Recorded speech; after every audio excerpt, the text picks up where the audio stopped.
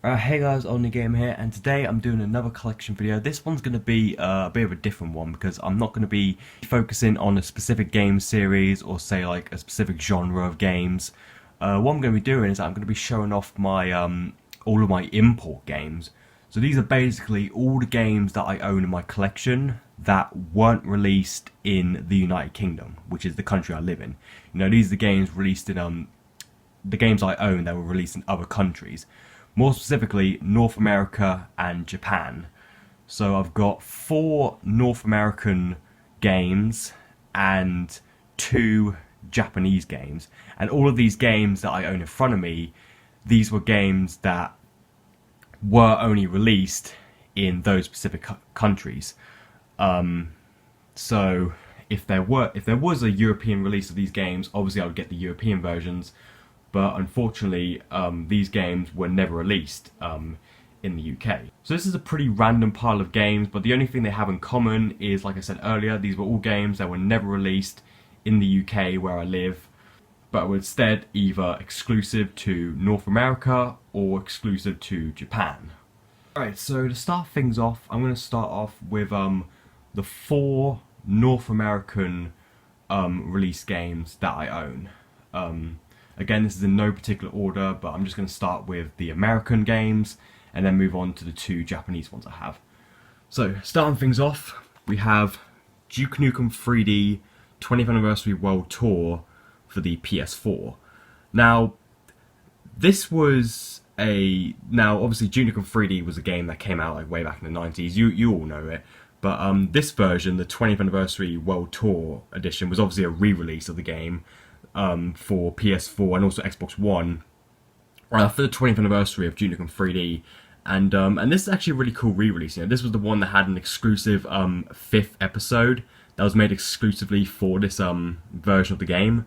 Yeah, you know, brand new episode, you know, made by the original developers and stuff, and yeah, it's a really cool thing to have. Now, this isn't like necessarily exclusive to North America because this was released over in Europe digitally for both PS4 and Xbox One, but the physical edition was not only exclusive to America, but it was only available at GameStop, which is, you know, the biggest gaming retailer in America. So yeah, this physical release was not only exclusive to America, but it was also exclusive to GameStop. That was the only way you could get it. Just to show you the disc real quick. Yeah, for some reason the disc is a shot of Duke Nukem's crotch. For some reason, I got no idea why. But yeah, but luckily, because the PS4 is region free, I can still play this on my you know, European PS4. So thank God that consoles nowadays are region free. Thank God. So I can actually play this. But yeah, it's still a cool thing to have. It's not like particularly rare or anything. You can get this like pretty commonly. If you look on like eBay or something. I think I brought this from base.com. I'm not entirely sure. But yeah, still a really awesome thing to have. Okay, next up we have Streets of Rage 4 for the PS4. This is the limited games physical release. I do have the other release as well by Merge Games. I did an entire video a few months back comparing the this and the Merge Games release of Streets of Rage 4. But yeah, this is the limited run version. Of course, limited run is an American company, and this version of the game is only for America. But there is a disc, and it does come with a manual. But again, PS4 is region free, so I can actually play this. Alright, next up, Tony Hawk's Pro Skater 2X for the original Xbox. This is a very interesting one. This was an American exclusive Tony Hawk game. This was released as a launch title for the Xbox in 2001, and it's essentially a director's cut of Pro Skater 2. You know, it features all the Pro Skater 1 levels as well, and it also has 5 brand new exclusive levels. It's kind of like the first like sort of Tony Hawk remaster collection, I guess you could say, because it's predated Pro Skater HD and of course Pro Skater 1 and 2, which came out this year. Unfortunately, I don't own the manual for it. I would love to, I've seen, you know, every now and again I see, you know, manuals sold separately on eBay, but yeah, just got the disc. But unfortunately, unlike the PS4, the original Xbox isn't region free, so unfortunately I can't play this. I even tried putting it in my Xbox 60 to see if that would work, because this game is compatible with the Xbox 60. Nope, it doesn't work either. So unfortunately, I can't play this game. But it's still a really cool thing to have, you know, even though I can't play. I would love to play this version of Pro Skater 2 one day. I would love to play this. Alright, next up, Dynasty Warriors for the PSP. Now, you're probably wondering, like, wait, isn't this a European copy of Dynasty Warriors? Because it has the PEGI rating in the bottom corner. And yeah, you're right, the packaging for this is the European version. However, the reason why it's included with all my import games is because the actual UMD and the manual is the American version. You can tell because there's a ESRB teen rating, which was the, you know, American rating system. So yeah, so the case is the PAL version, but the actual game and manual is the American version. So that's why it's included. PSP is region free, so it doesn't matter, but yeah, that's the reason why it's included with all my import games.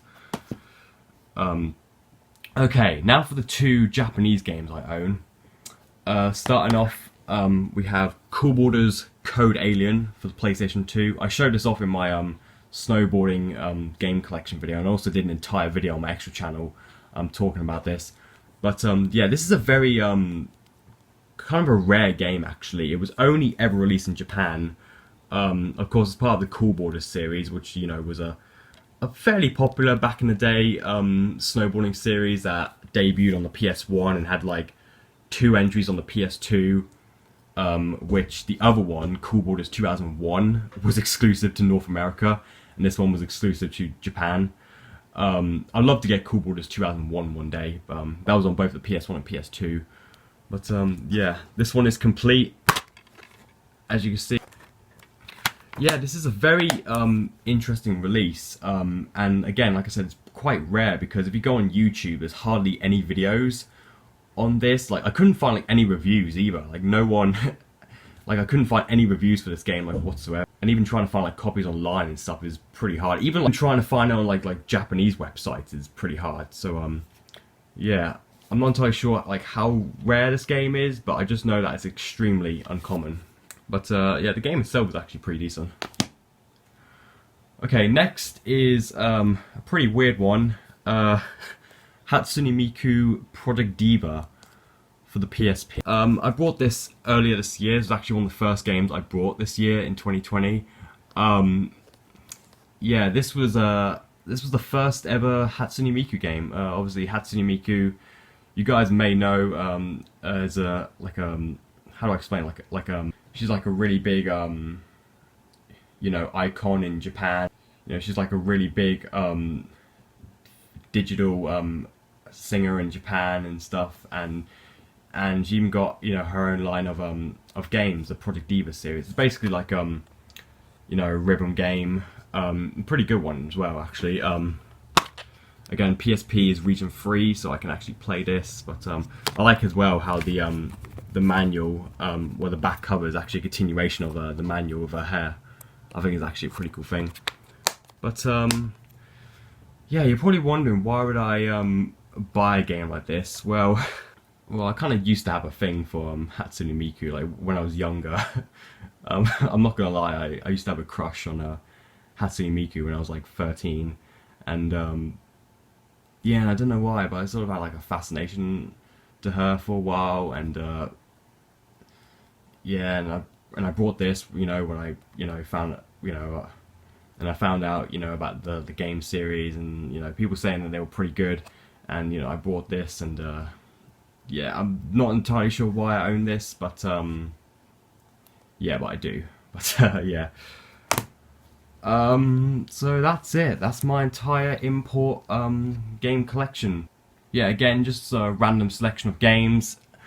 But yeah, I hope you enjoyed this video.